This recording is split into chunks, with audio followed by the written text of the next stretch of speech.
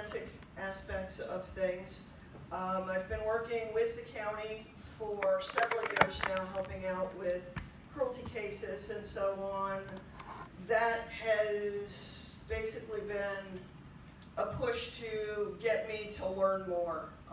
So last year I finished my master's degree in veterinary forensic science from the University of Florida. And I'm going to ask your patience and tolerance because this is the first time I've done this. So. And we really weren't sure who would end up coming. So this is a very general talk because we weren't sure if a lot of the rescues and people like it were also invited. So it's not super technical, but we can, anybody that's interested, I'm more than happy to talk more technical stuff or do something more specialized with any particular group or organization, going forward. Plus, at the end, we'll do some questions and answers, and hopefully I can fill you in on anything that I have missed or skipped over here. But anyway, to begin with, most everybody has heard of forensics, obviously with all the CSI shows on TV and all those kinds of things. So forensic science, as you guys may mostly know, is using scientific method, laboratory testing, observation, documentation to deal with things that are questioned in court. And make it so you can put together a timeline or a story that this actually is the same thing that you're seeing here, and connect the dots. Whether it's a jury trial or a hearing for a judge or whatever the situation.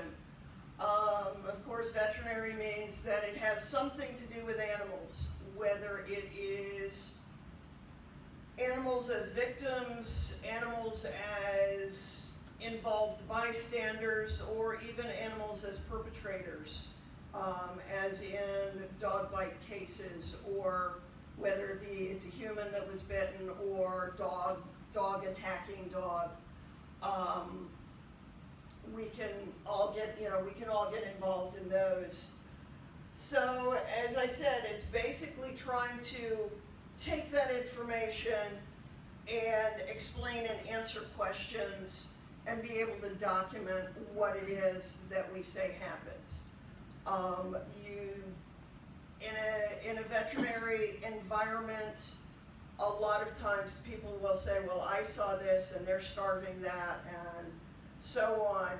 But unless you can show who did it or who didn't do it and what the circumstance was, you can't throw those sorts of accusations around. It's not fair to the owner, it's not fair to the animal. So as people have realized that this is a more important area, more people are looking at how do we, in the animal world, take and learn from people that deal with the human side of law enforcement and human services to, what can we learn from them? How can we share what they already know and use it for the things that we're concerned with?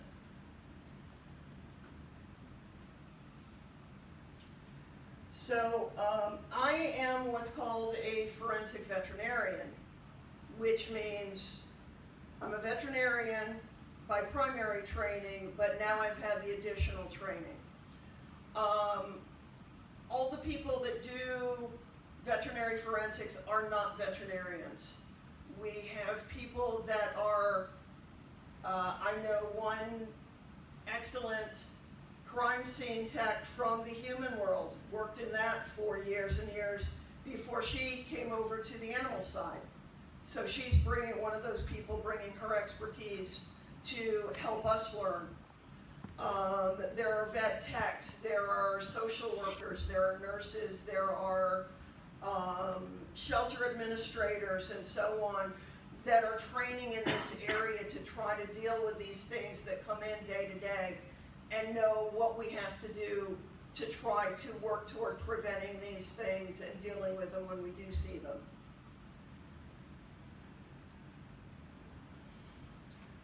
So things that we deal with, or I particularly may deal with on any particular situation: live animals, dead animals, where they've been, what they've been doing, what's around them. If there are, in such as dog fighting cases or hoarding cases, it can be very important what equipment is there, what medications have been found, things like that that may lend weight to that something inappropriate is going on. And since traditional law enforcement is very often involved in bigger, more important cases, they may not know what a medication means or what a home-built treadmill means in a dog situation.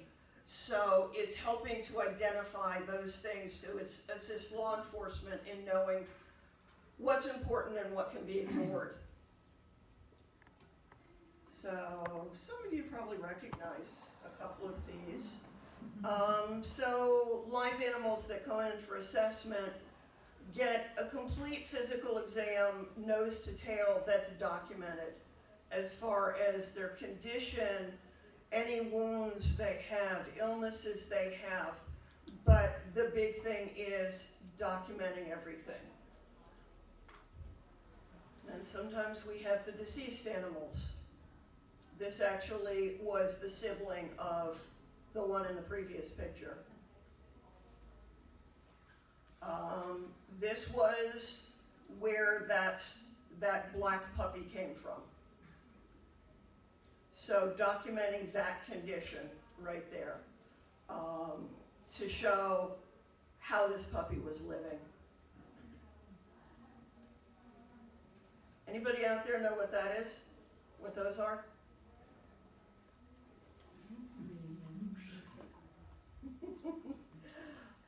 Those are cockfighting gaffs. Those are actual blades that are fastened to a rooster's leg. They're sharpened. And in a cockfight, those are used to slash and cut the other rooster. So that's something that the average law enforcement person is never going to have seen anything like that before. So learning about these sorts of things can help in those situations of knowing what, if somebody's got 50 chickens, how do you know that they're cockfighting versus just raising chickens? And that's one of the things that was found in a search at a suspected cockfighting organization. So, as I said, this is kind of a general talk looking at kind of where does each person fit in. And one of the things I want to really emphasize for everybody, and especially when I speak to rescue people and just general citizens, is when they see this skinny dog in somebody's yard, what do? The first thing they need to do is they need to pick up the phone. Because even though we all have that first instinct is, oh my God, I gotta feed it, I gotta make sure it's well, I gotta take care of it. If somebody steps in, they've just basically changed a crime scene and removed the evidence that may be there.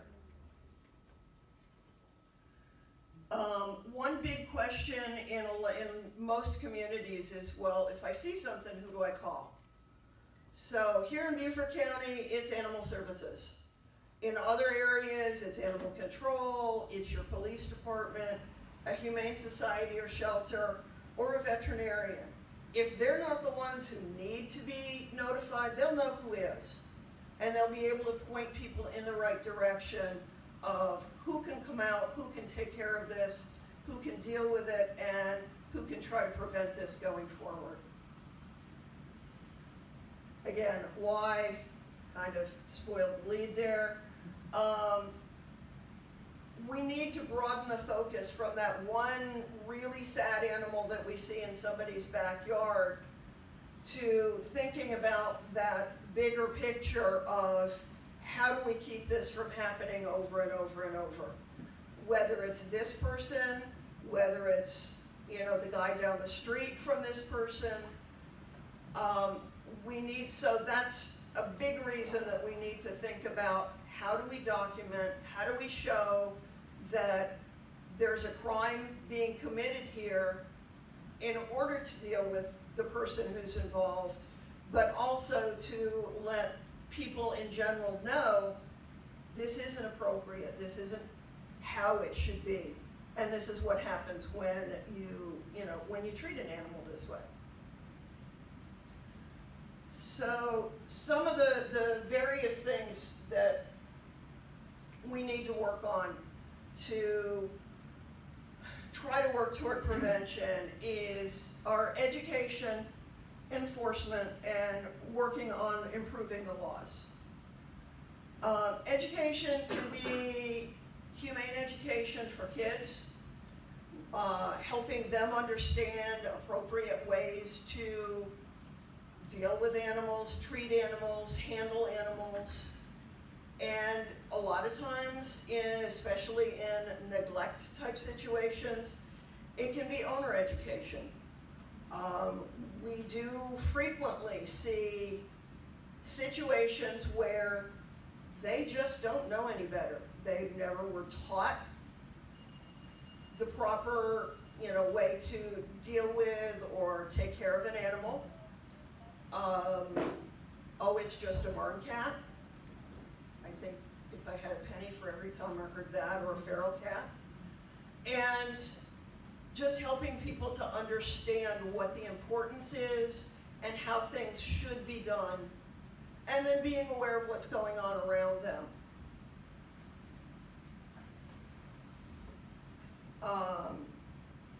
And also stakeholder education, that's all of us. That's each of us learning one little bit more about how to deal with these things or where to go for help. Some of the organizations that do a lot of training on this, ASPCA has a lot of great webinars and seminars that they do about all sorts of things. As they do a lot of their shelter programs, but they also have their forensic aspect, where they do training for people like me, animal control officers, lawyers, prosecutors, anybody else that is interested, and some of the other big organizations also have things. The Prosecutors Association has an animal law branch now. Animal Legal Defense Fund has educational information. Humane Society of the United States has educational information.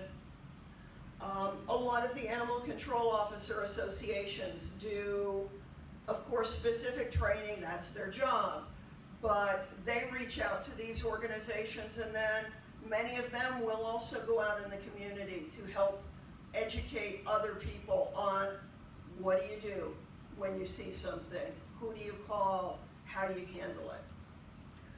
A third thing that I want to bring up is called the National Link Coalition. This is a national organization, or actually international organization now, of people from all spectrums, and this is lawyers, social workers, psychologists, psychiatrists, behaviorists, animal people, veterinarians, teachers, pathologists, but more and more they're recognizing that if you have one sort of mistreatment in a family situation, it's really common to have other types of mistreatment, whether it is neglect or actual something violent. And these things that tend to coexist, the animal abuse, child abuse and neglect, elder abuse, domestic violence. So basically, a lot of times you have this situation where a stronger human is controlling the environment for the weaker members of the household. Whether that's the animals, the parents, the grandparents, the spouse. This is kind of a long quote, but it basically explains the philosophy behind the formation of the Link Coalition. When people started to realize this, and I mean, it's gotten almost to be cliche now that the serial killer was an animal abuser. They make jokes about it. It was even on, the X-Files. That they had a whole episode where they actually almost turned it into a joke because it was so the stereotype. But they are, even in there's the violent realm of somebody starts with animals or witnesses abuse to animals and then later escalates to people. There's also the aspect of who else in the environment.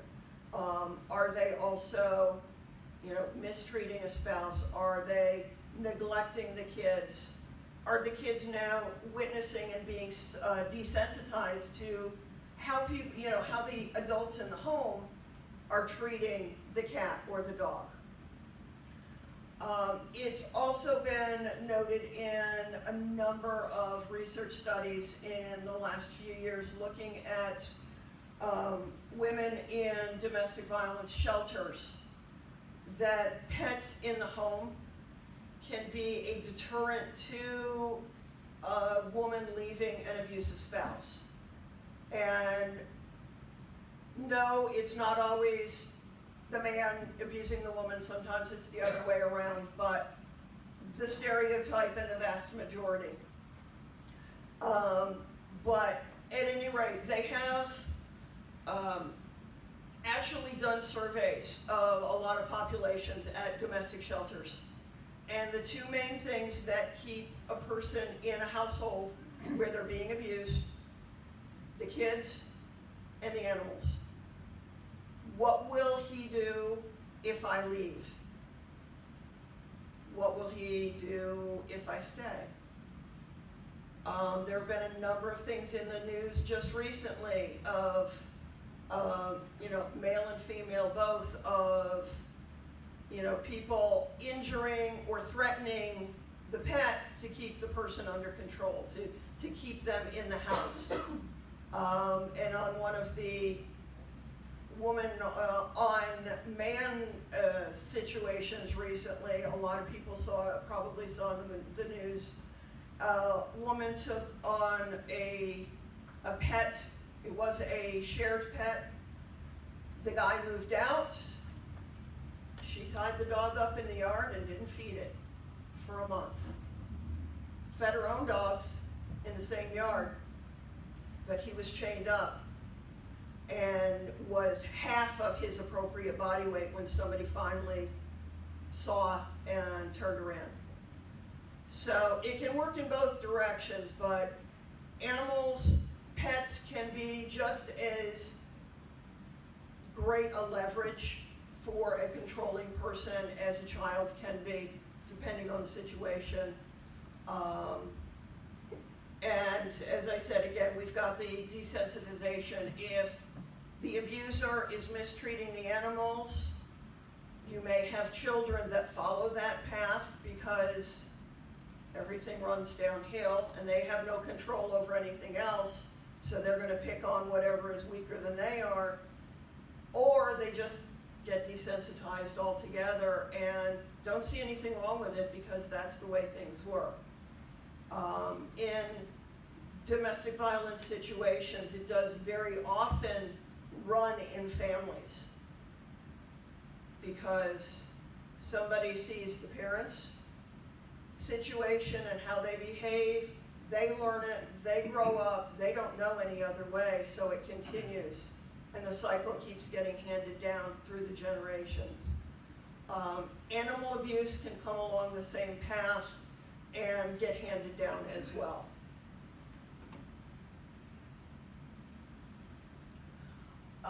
In a couple of instances that really brought the link to light, before I bounce over to this, I belong to an international association for veterinary forensics, and at the recent conference somebody presented a case study on a dog.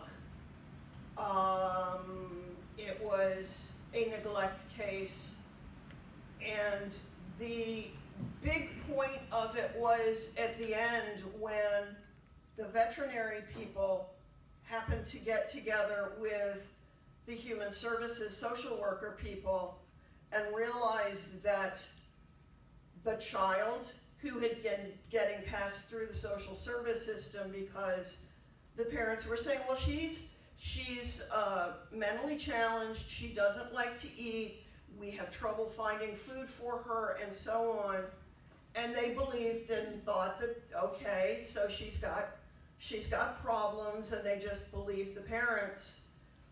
Once the two situations, the dog situation of neglect and abuse was compared to the child situation, they realized that the child was being abused as well.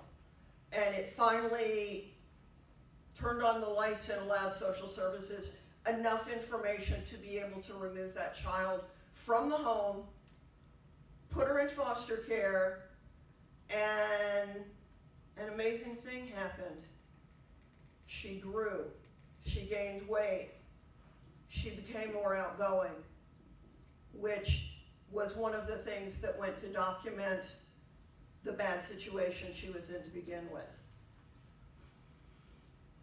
So back to the second part of prevention is enforcement. And that's a big part of the why people need to pick up the phone and get somebody to come out and see the situation and deal with the situation in a way that can get that person to court if that's what needs to happen, rather than throwing the bag of food over the fence. Well, you threw the bag of food over the fence, but now we can't go out and document that this animal has no food or water because there's dog food there. How many times have you dealt with that? 1,000. Yeah. Yep. So, as we, trying to hopefully educate some of the rescue people and the Good Samaritans that, as I said, we've got to think beyond the one that's right in front of us and think about how do we deal with the situation as a whole. And that means bringing in law enforcement in whatever capacity it is where that person lives.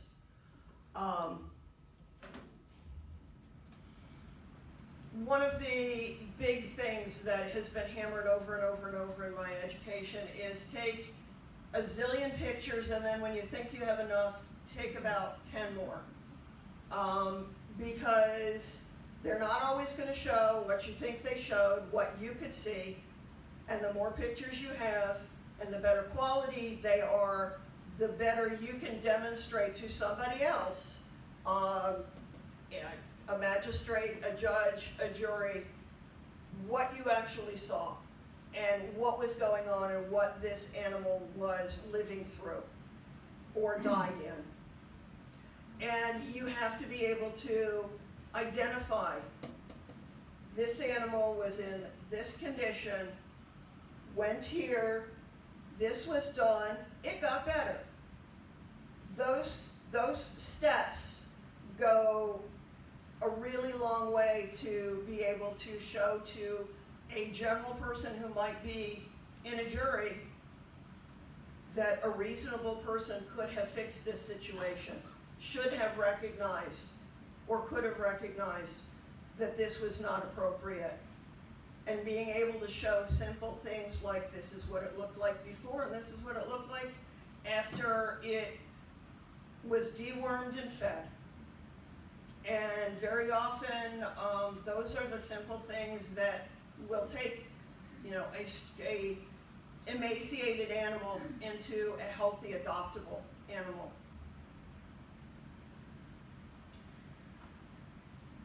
Improving the laws, there are now felony penalties for animal-related things in all 50 states. They're not equivalent. Local laws vary between municipalities, between counties, between states. You can you can get by with doing something in one county that's actually illegal in another county. So with rescues especially, understanding what it is that is the law in that area goes a long way to help people understand why, even though with common sense you can look at something and you can say this isn't appropriate, if the law doesn't include it and there's not a way to be within that law enforcement can't do anything about it, except try to educate the person, get them to improve it on their own, but there's not necessarily a criminal thing, charge that can be brought unless it's stated in the laws that you can't do this. One of the issues that I have with some of the animal cops shows is they make it look really, really simple. And yeah, why can't you just go take these animals? Why can't you just, I know it's not right. Yep, we know it's not right too. But if they can't prove it, if they can't show that it's against the law, they can't do anything about it. And that's where we all need to work together on helping to improve the laws and make them in some ways more specific and in other ways more general to cover more things. And that's one of the reasons that laws vary so much is you don't know you need to include it in a law until you run into it sometimes. So laws grow and change. And sometimes with another frustration is here, the state actually has dictated what the punishments can be. So even though we wish it was more and everybody says, why can't they do that? Why don't they throw them in jail? If it's not in the regulations that this is a punishment for this conviction, then your hands are tied. And I know you guys, yeah, all the time. So we've got some Beaufort County folks over here that they do the frustration every day. So some basic things that are in most everybody's laws are some variation on needing food, water, shelter, and appropriate care. Where you can get into difficulties is if it's moldy, does it count? If it's got bugs in it, does it count? If the water is green and scummy or has poop in it, does it count? Depends on how the law is written. What we need for shelter here is a lot different than what they might need in Michigan. obviously. And if, as far as appropriate care, who decides what's appropriate? Because there's no single definition for appropriate or humane. Some places specify veterinary care or medical care. Most places don't. But that leaves question as to, would the typical person have known enough to take it for care from a vet or not? Depends a lot on where you live, where you're from, how you've been raised. That's where education comes in. There's also the traditional things that have been in the laws since, so most of these laws were originally written in the 1800s, when they were more concerned with beating your horse until it fell down, or beating someone else's horse.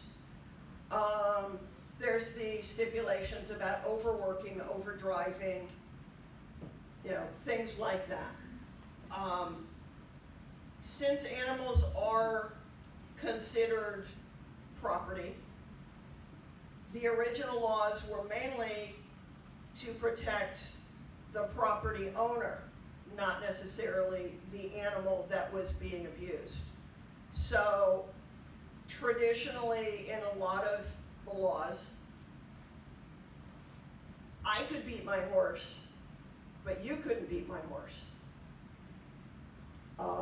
And similar things to that. So as time has gone on, of course, those things have been changed to put more emphasis on the animal themselves. One of the really interesting things about, another thing about the laws is it depends on how the laws are written, what animals are included. Some things are exempt because they're common farm practices, or if they're in a research type situation. A lot of places don't include birds or fish as even as animals. The exemption mainly was thrown in because people with poultry. But does that mean someone should be able to treat their parrot the same way? And there's a lot of variation and a lot of different opinions on that. Farm animals are generally treated in different ways, even through veterinary medicine, than pet animals are. So it depends somewhat on the situation. The reason I have the bunny picture up there was it was one of the real good examples that was given to me. Different laws protect that rabbit depending on what his use is. Is he a wild rabbit? It's DNR. Is he a pet rabbit? It's probably your animal cruelty, animal control sort of stuff. Does he live in a research facility? Because then he has the Animal Welfare Act that's national that governs how he can be treated. Is he being raised for meat? That puts him in the farm animal situation, and that's a whole bunch of exemptions there. So things can get really confusing on who governs what. Trying to streamline some of these laws and regulations so they make more sense is the aim of a lot of people. But again, you can just work in your own little area and work on what you can work on at the time. As some of you probably know, South Carolina only very recently banned big cats and primates as pets. How long did we fight with that one? But we were one of the last. There's still a couple of states where it's still legal to own a tiger as a pet, and similar things.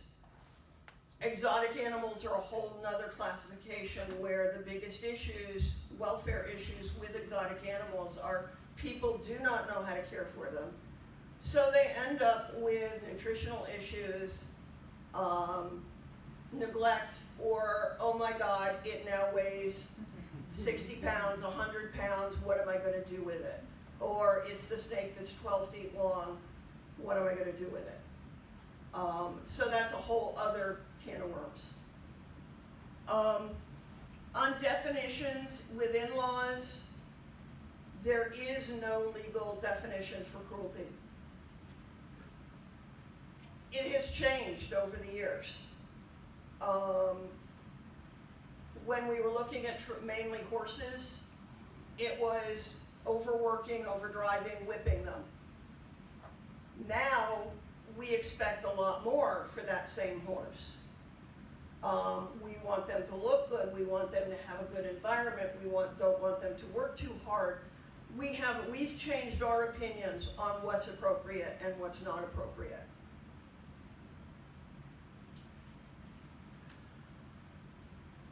In general, when it's discussing abuse and neglect, the separation point is abuse is usually used to be an active thing.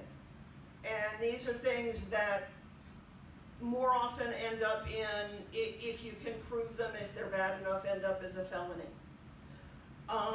Neglect or mild abuse usually ends up as a misdemeanor, but neglect is basically the lack of action, the not providing the appropriate food, water, shelter, medical care. Where the abuse, neglect can then run into abuse at a certain point. I mean, how long can this go on before it becomes, abusive and cruel and a knowledgeable decision not to do something? So it is a continuum. And this is probably one of the most famous South Carolina abuse cases. This is Caitlin. The picture on the right was Caitlin after she was found up in Charleston with electrical tape wrapped around her nose. Many surgeries, a lot of medical care later up in Charleston, and that's Caitlin. In the other picture, she has some scars. She kept most of her tongue, and she has a great life now and was adopted. But she still does a lot of public events for Charleston Animal Society, and she was very prominently featured in their calendar. So, anybody have any questions?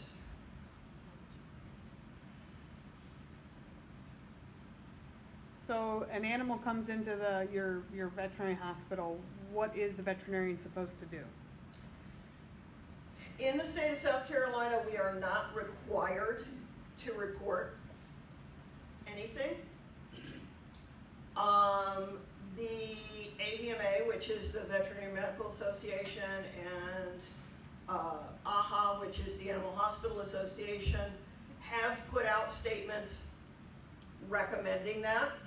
There are states where it is mandated that the veterinarian report it, or they can come under criminal scrutiny.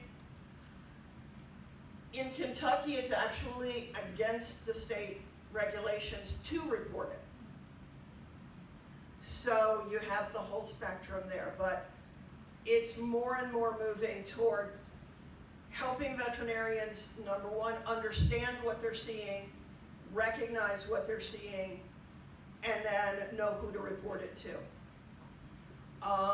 One of the huge issues with the veterinary medical community, which is now getting some attention, is that especially, we older vets, we were not really ever taught anything about animal abuse or anybody intentionally hurting an animal. Therefore, most people don't recognize it, they don't even think about it.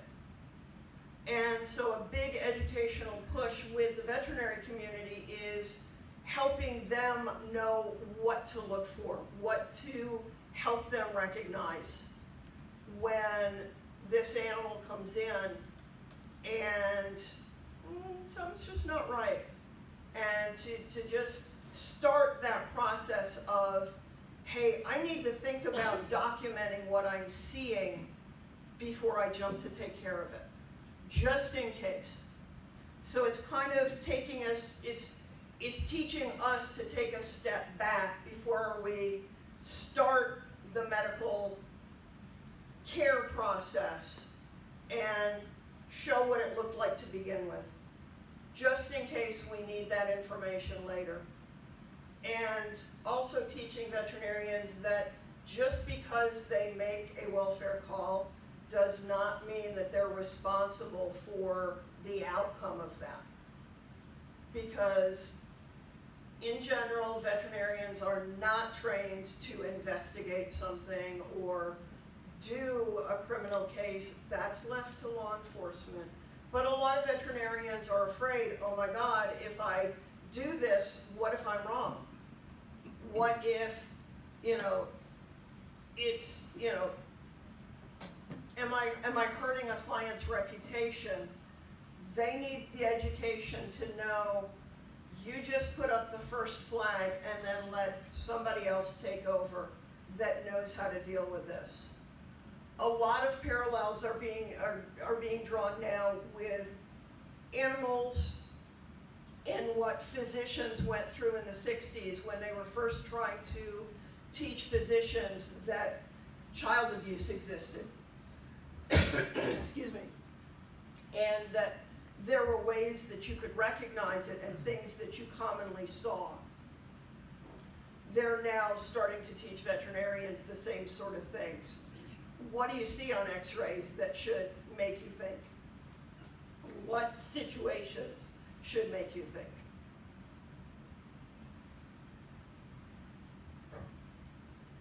Are you legally protected in South Carolina? Because Georgia you are, you're not mandated, Not but... really. We're in a gray area in South Carolina.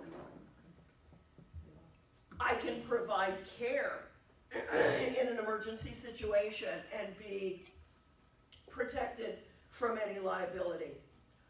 But at this point, there's nothing to stop somebody from suing me for calling animal services and saying, I think we need to do a welfare check on certain person.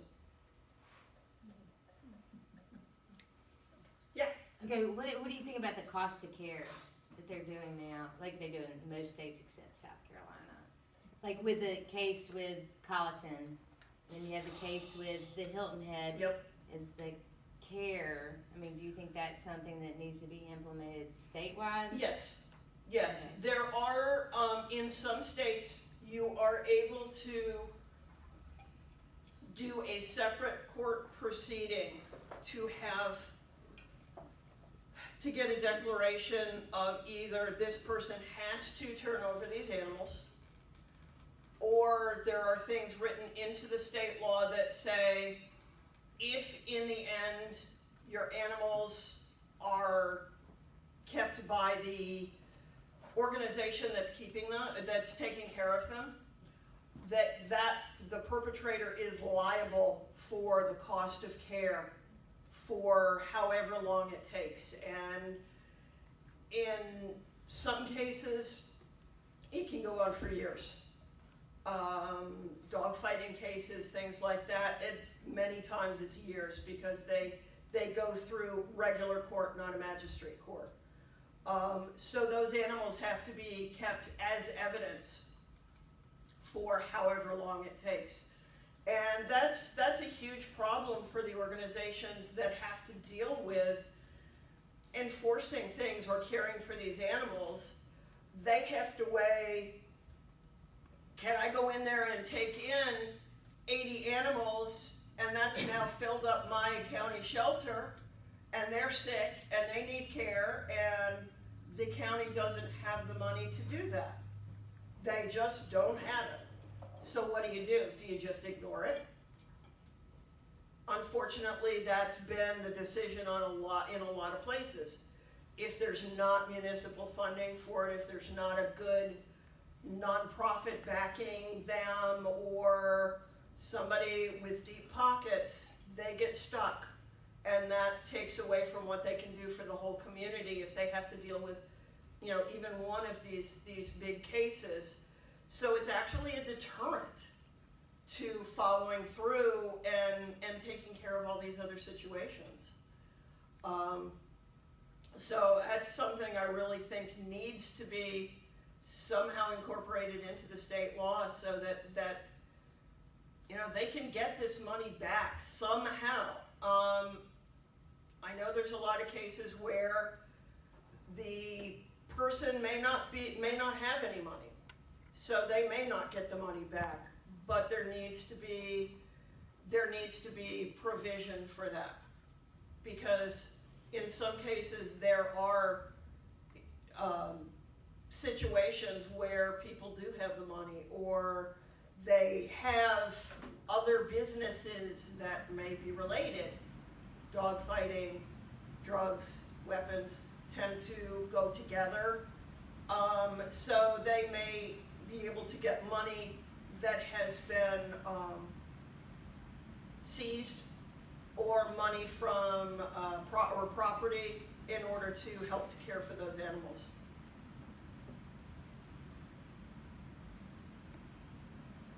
Anybody else? Anything else? I got a little question. Yeah. What type of situation do you believe that would call for a veterinarian to look at a conditional need for an animal, like as the conditions that they live in?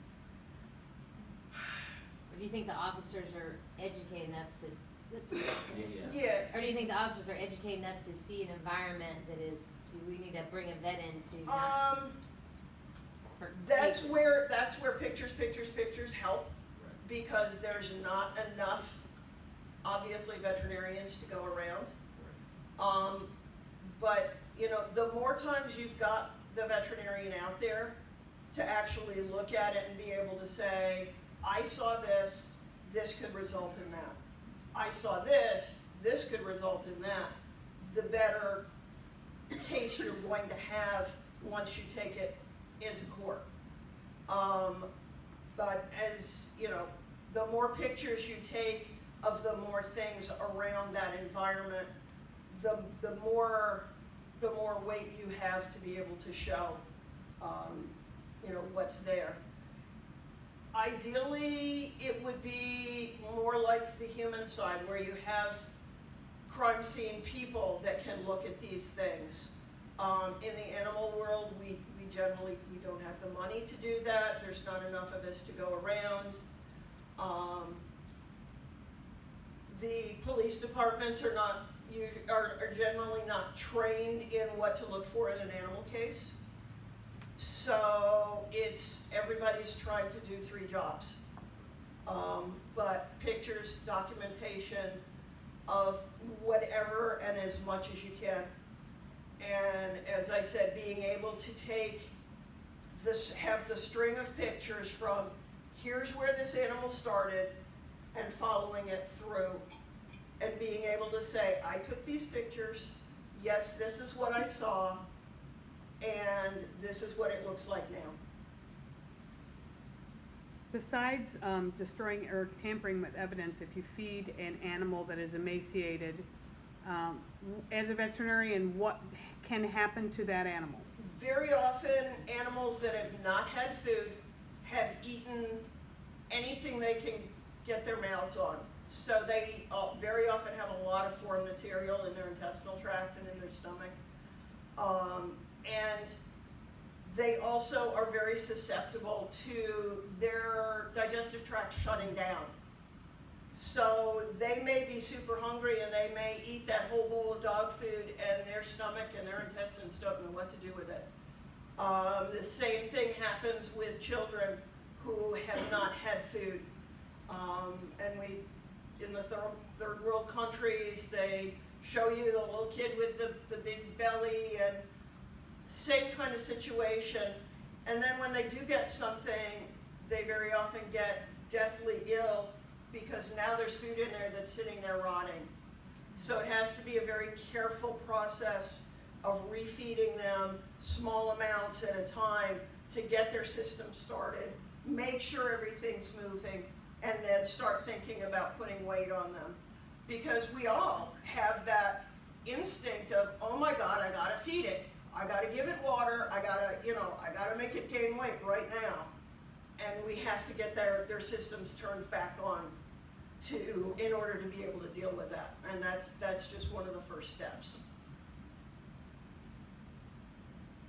Yes? How many more people are there like you in the state? As far as I know, I'm the only veterinarian that's come all the way through the program. There was somebody in Charleston who is also in the program working toward her master's. There is a person named Michelle Reed, who is not a veterinarian, who does mainly crime scene documentation and evidence collecting for several different counties, as she is part of a nonprofit. But this is one of the things that she's gotten extensive training in, to be more aware and to help out with whatever law enforcement is needed. And then she has veterinarians that help her out with the medical care. Some of what I do is documenting for just the legal system, but there's also that whole other aspect of now you have to figure out what they need to get them back on track. Sometimes it's the same doctor who does both. Sometimes you have different people who work in different areas. But there's not many of us around as yet. With the association, we are trying to network to be able to let people know who's out there, who can help, where to send things. There are only certain facilities that are equipped to do an actual forensic necropsy, which is the animal version of an autopsy, and prepare it for a legal case. Most vet schools don't want to touch them with a 10-foot pole because they know what can be involved. They know they may have to go to court. They don't want to deal with that. So there are more people getting involved in it, more veterinary pathologists getting involved in it, but still not as many as we need. And we need to use your facility, Ed. Just saying. What happens if you get a deceased pet in and you need to do a necropsy, and say some other person in your hospital doesn't really want that in the hospital? What would you do? I stay nights and weekends and do stinky things like that. Because right now I don't really have a facility where I am not on the same air circulation as everybody else and not right in the middle of everything. With our new building, I will have a little bit more leeway because we'll have an isolation area that I might be able to use, but that can be a problem because of, as in the human world, you have to worry about biosecurity and contamination, and if you've got live animals and dead animals, you have to consider that, whether you're going to bring something in that's potentially contagious. So those things have to be in my brain as well, which is why I do a lot of things after hours. Laurel? I'd just like to touch on the comments you had about education.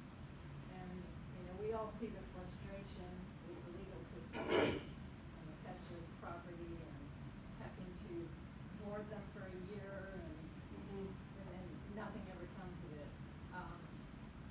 I think we really missed the boat on educating with the kids, and I don't know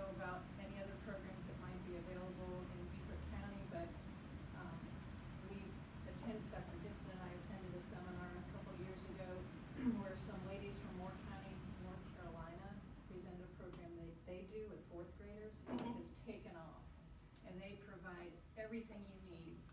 All you have to do is change the logos or the names on the forms, and they offer a seminar in July to train people to go into the schools. And if we had started this 30 years ago, we might be in a different situation. Yep. So, I don't have the education background, but if you know of anybody that's interested in this, it's a wonderful program. It's so easy to implement. They give you Okay. all the materials, and it's everything from pet responsibility to preventing cruelty, and it's done That's in an excellent. age-appropriate level. They've determined fourth graders are the way to go. Okay. So I'm happy to pass that information. If you can get that information to me, and I can nose around, and They would love to talk to you. see if I can find people who, because I know I have tons of teachers who are interested and don't know what to do or how to help. That would be fabulous. So, trying to, kind of pulling on that resource, I think would be a super, super addition. And it's amazing, they've decreased their pet population because they promote spay-neuter. They've reached kids who, like you say, they see what goes on in the home. That picture right there, one little child came up to the teacher at the end and said, why do people tape, they had never seen this before, they'd seen it at home, and said, why do they tape the dog's mouth shut? And the teacher, they learned how to handle that situation. She said, now that doesn't seem like a kind thing at all to do. You would never do something like that, would you? And she said, no, but she had seen it at home. Yeah. Colleton County, their group Focus, they've actually implemented the program and they've had it going on for quite a few years. At the end of it, you have to write an essay. The kids write an essay, and they pick the best one, and they get a free spay neuter to give to anyone they want, which Oh, that's they great. Oh, that's neat. send to me. That's And great. they tell on their family members. They All the do. time. Yeah. So, but I can tell it, I mean, I can give you the names and numbers of Yeah. the ladies who are doing it. Yeah, that would be great. That would be great. I would love to. It's not something that I've got enough things on my plate right now, but that's something that I would love to share that knowledge with some of these teachers that I run into that are always, how can we help? What can we do? The key is to getting into a single school to start with. And, because because the Okay. teachers are under so much pressure to get so much done in so little time. But if they see that this group comes in and they take over the class for an hour while they do homework, grading and Sounds like a great program. okay. Cool. You also try like scouts. Yeah. Yep. Or Boys and Girls Club, or, Mhm. but they really focus on fourth graders. Below that, it's too young, and above that, They've already learned and, got some things ingrained. yes. That's great. Where did you say that seminar is? It's up in Moore County, North Carolina, up near Pinehurst, in July usually. I've Okay. spoken with them for a while now, but that's, In the event that the situation I had you get involved, in the event that, and I hope we won't have another one, but, yeah, should that reoccur, and I'm quite certain that we, at some point, it probably will. Would you prefer that my office contact you and come to the scene, or? The sooner I'm aware of it, the better, and the more prepared I can be to help in any way you need me to help. And Even if that's in the middle of the night. yeah, Oh, yeah, Um, she's good. because that some little bit of something that I may know may help assist in preserving evidence. Because again, it's the difference in training. Oh, there's a dog. But they're not thinking about the dog may be evidence. And some little bit of input that I may have may help to put something together, you know, to help you. Now, would you come out, like, say you have a dog that's mauled or a child or somebody, and they're laying there where it's semen, would you come out to that? I could, yes. I am not expert in those areas, but I could at the very least, start the initial documentation until I could get an expert in, and I have access to people who work those sorts of cases and who deal with those sorts of things, like the Michelle. apartment building mauling, where the woman was killed, and he's taught classes that I've dealt with. So there's as I said, the network set up where I may not be the expert on that, but I can at least start documenting so that that person can then step in and have what they need from as soon as we possibly can to go forward. And realizing, you know, that from our side of the house, it's gonna have to be an educational process with law enforcement to, you know, 'cause they're gonna zero in on the human subject Mhm. as opposed to, you know, the animal, but tying the two back in, Mhm. you know, in the case that I had. Mhm. And that's, as I said, there's where my focus would be the animal and yours would be the human, and then we can help each other. You can keep me from mucking up yours, and I can help you with dealing with this part of it, and how does that fit into the whole picture. And that's something that I'm more than happy to help with training or talking to people on, you know, things to do and not do. As kind of a sort of example of that, there was a situation where there was an injured man, there was blood all over the house. Everybody wasted, crime scene wasted a ton of time doing blood samples because nobody remembered to tell them that, oh yeah, one of the dogs that was in the house had a cut on its foot. It was dog blood all over the house, but they assumed it was human blood because the man is injured. So even communication of those little sorts of things, you know, can help you and your people to not waste time on things that don't need, you know, that you don't need to. And the big part of that was the people, they had animal control come and take the dogs, but animal control was totally separate. And nobody had mentioned, oh yeah, the blood was from the dog. The dog was bleeding all over. And in that case, it didn't, you know, it wasn't a death, but they were looking at it as a violent crime when it turned out to be a slip and fall and an injured dog, along with the injured human. But it's, so helping each other and learning from each other is, you know, that's what I want to do.